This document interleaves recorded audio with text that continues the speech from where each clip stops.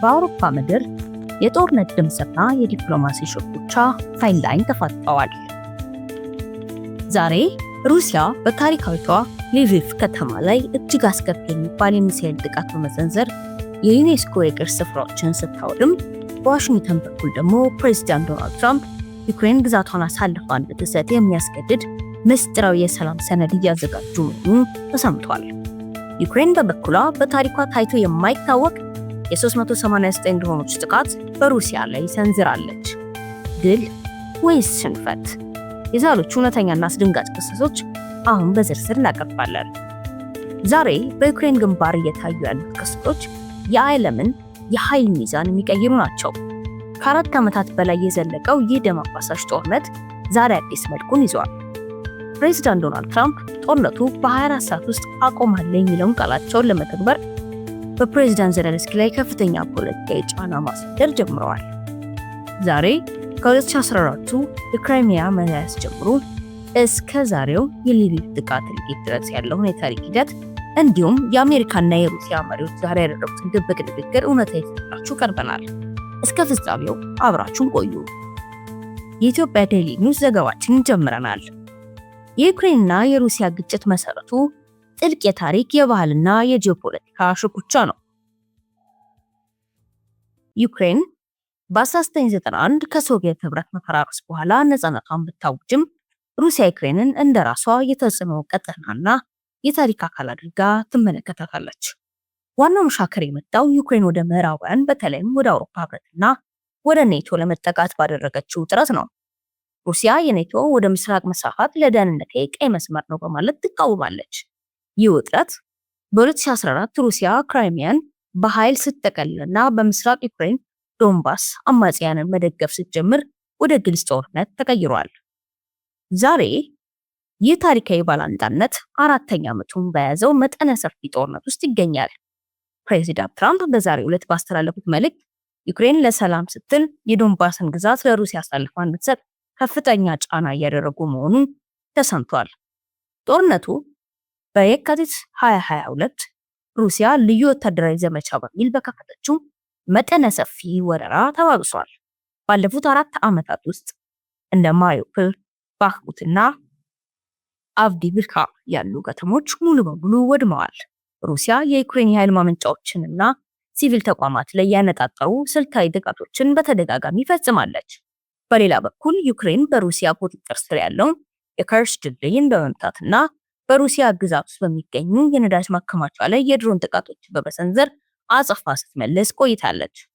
ዛሬ ሩሲያ ባለፉት 24 ሰዓታት ውስጥ ብቻ ወደ 1000 የሚጠጉ ድሮኖችንና 34 ሚሳኤሎችን በዩክሬን ላይ ማዝነቧ ተረጋግጧል። በተለይም በታሪካዊቷ ሊቪቭ ከተማ የሚገኝ የዩኔስኮ የቅርስ ስፍራ መመታት የዛሬውን ዘገባ ትልቅ ወታደራዊ ክስተት ሆኖ ተመዝግቧል። ፕሬዚዳንት ባራክ ኦባማ ክራይሚያ ስትያዝ ማዕቀብ በመጣል ቢጀምሩም ገዳይ መሳሪያዎችን ለዩክሬን ከመስጠት ተቆጥቦ ነበረ። ፕሬዚዳንት ትራምፕ በመጀመሪያ የስልጣን ዘመናቸው ጃቭሊን ጸረ ታንክ ሚሳኤሎችን ለዩክሬን በመፍቀድ ወታደራዊ ድጋፎችን አጠናክረዋል። ፕሬዚዳንት ጆ ባይደን ደግሞ ከ2022 ወረራ በኋላ በቢሊዮን የሚቆጠር ዶላርና እጅግ ዘመናዊ መሳሪያዎችን እንደ ፓትሪዮትና አይኤችኤምአርስን ለዩክሬን በማቅረብ ግንባር ቀደም ነበሩ። አሁን በስልጣን ላይ ያሉት ፕሬዚዳንት ትራምፕ ግን ከቀደሙት ፕሬዚዳንቶች ፍጹም የተለየ አካሄድ እየተከተሉ ነው። ዛሬ ትራምፕ ለአሜሪካ የደህንነት ዋስትና ሲሉ ዩክሬን ግዛቷን ለሩሲያ እንድትሰጥ ማሳሰባቸው ከአሜሪካ የቆየ ፖሊሲ ጋር የሚጋጭ ትልቅ ፖለቲካዊ እርምጃ ሆኗል። በአሁኑ ወቅት በአሜሪካና በሩሲያ መካከል ያለው ግንኙነት ከቀዝቃዛው ጦርነት በኋላ እጅግ ዝቅተኛው ደረጃ ላይ ይገኛል። አሜሪካ ሩሲያ ላይ እጅግ ከባድ የሆኑ የኢኮኖሚ ማዕቀቦችን የጣለች ሲሆን ሩሲያ ደግሞ አሜሪካን ቀጥተኛ የጦርነቱ ተሳታፊ ስትል ትከሳለች። ሁለቱ ሀያላን ሀገራት በዩክሬን ምድር በኩል በተዘዋዋሪ ጦርነት ውስጥ ቢሆኑም ቀጥተኛ ወታደራዊ ግጭት እንዳይከሰት ከፍተኛ ጥንቃቄ ያደርጋሉ። ዛሬ ትራምፕ ከፑቲን ጋር በስልክ መነጋገራቸው ተሰምቷል። ትራምፕ በዛሬው መግለጫቸው ፑቲን ስምምነት ለማድረግ ዝግጁ ነው ብለዋል። ይሁን እንጂ አሜሪካ በኢራን ላይ የከፈተችው ጦርነት የሩሲያና የቻይናን ጥቅም የሚያስከብር ነው በሚል በዋሽንግተን ውስጥ ከፍተኛ ክርክር ዛሬም ቀጥሏል። ዛሬ በዩክሬንና ሩሲያ ጦርነት ዙሪያ የተመዘገቡት እውነተኛ ክስተቶች ፕሬዚዳንት ዘለንስኪ ለሮይተርስ በሰጡት ቃለ ምልልስ አሜሪካ ለዩክሬን የምትሰጠው የደህንነት ዋስትና ዩክሬን ዶንባስን ለሩሲያ አሳልፋ ከመስጠት ጋር እያያያዘችው መሆኑን ገልጸዋል። ትራምፕ ጦርነቱን በፍጥነት ለማቆም ዩክሬን ላይ ጫና እያደረጉ መሆኑን ዘለንስኪ አረጋግጠዋል። ሩሲያ ዛሬ ማለዳ በዩክሬን ላይ ባደረሰችው ጥቃት 6 ሰዎች ሲገደሉ 50ዎች ደግሞ ቆስለዋል። ዩክሬንም በበኩሏ ዛሬ ሌሊት ወደ ሩሲያ 13 ክልሎች 389 ድሮኖችን በማስወንጨፍ የአጸፋ ጥቃት ፈጽማለች። ይህ በጦርነቱ ታሪክ በሩሲያ ላይ የተሰነዘረ ትልቁ የድሮን ጥቃት ሆኖ ተመዝግቧል። የዩክሬን ጦር በዛሬው ዕለት ኩፒያንስክን ከሩሲያ ወታደሮች ሙሉ በሙሉ ማጽዳቱንና ከተማዋን መልሶ መቆጣጠሩን የዩክሬን ጀነራል ስታፍ አስታውቋል። በዩክሬን የኃይል መስመሮች ላይ በደረሰ ጥቃት ምክንያት ጎረቤት ሀገር ሞልዶቫ ዛሬ የኃይል አስቸኳይ ጊዜ አዋጅ አውጃለች። ከክሬምሊንና ለፕሬዝዳንት ፑቲን ዩክሬን የተለየች ሀገር ሳትሆን የታሪካዊቷ ሩሲያ የማይነጠል አካል ናት። ሩሲያ ዩክሬን ወደ ኔቶ መጠጋቷን እንደ ቀጥተኛ ወታደራዊ ስጋት ትቆጥራለች። ኔቶ ደጃፋችን ላይ ከቆመ ሞስኮ በደቂቃዎች ውስጥ በሚሳኤል ትመታለች የሚለው ስጋት የሞስኮ ዋነኛ መከራከሪያ ነው። ዛሬ የሩሲያ መከላከያ ሚኒስቴር በወጣው መግለጫ በዶንባስ ግዛት የሚገኙ የሩሲያ ተወላጆችን ከዩክሬን ናዚዝም ነፃ የማውጣት ዘመቻው በስኬት እየቀጠለ መሆኑን ገልጿል። ሩሲያ ዛሬ በሊቪቭ ላይ የሰነዘረችው ጥቃት የምዕራባውያን መሳሪያ መጋዘን ላይ ያነጣጠረ ትክክለኛ እርምጃ ስትል ገልጸዋለች። ምዕራባውያን ዩክሬንን እንደ ሩሲያ ማጥፊያ መሳሪያ እየተጠቀሙባት ነው፣ እኛ ግን የሩሲያን ደህንነት ለማረጋገጥ የማንወስደው እርምጃ የለም።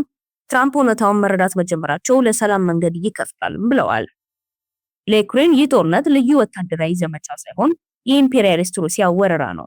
ዩክሬናውያን ራሳቸውን እንደ አውሮፓውያን እንጂ እንደ ሩሲያዊ አይቆጥሩም። እንደ አውሮፓውያን አቆጣጠር በ1991 ነፃነታቸውን ካወጁ በኋላ ዲሞክራሲን ለመገንባትና ወደ ምዕራቡ ዓለም ለመቀላቀል የመረጡት መንገድ በሩሲያ ታንኮች መታገዱን እንደ ታሪካዊ ክህደት ያይታል። ዛሬ ዩክሬን ከኩፒያንስክ ግንባር ባሳየችው ጽናት ከተማዋን መልሳ መቆጣጠሯ እንደ ትልቅ ድል እያከበረች ነው። ይሁን እንጂ ዛሬ በሊቪቭ በደረሰው ጥቃት የባህል ቅርሶች መውደማቸው፣ ሲቪሎች መገደላቸውን ከኪየቭ ከፍተኛ ቁጣን ቀስቅሷል። ሩሲያ ዛሬም በድሮንና በሚሳኤል እያደነችን ነው። ሰላም የምንፈልገው በፍትህ ላይ የተመሰረተ እንጂ መሬታችንን ለወረራ አሳልፈን መስጠት አይደለም። መሬታችንን መስጠት ማለት ለቀጣይ ወረራ በር መክፈት ማለት ነው ብለዋል። ዛሬ በዋሽንግተንና በሞስኮ መካከል ያለው ግንኙነት እጅግ የሻከረ ነው።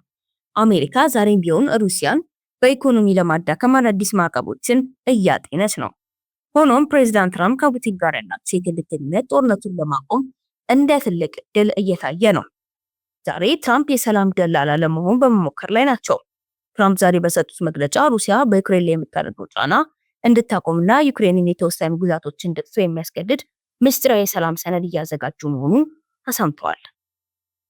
የሩሲያ ሚሳኤል በሊቪቭ ከተማ የሚገኝ ታሪካዊ ህንጻ መምታቱን ተከትሎ ዩኔስኮ ድርጊቱን በጽኑ አውግዟል። ዩክሬን ይህንን የባህል ማጥፋት ወንጀል ስትል፣ ሩሲያ ደግሞ የወታደራዊ መረጃ ማዕከል ነው ብላለች።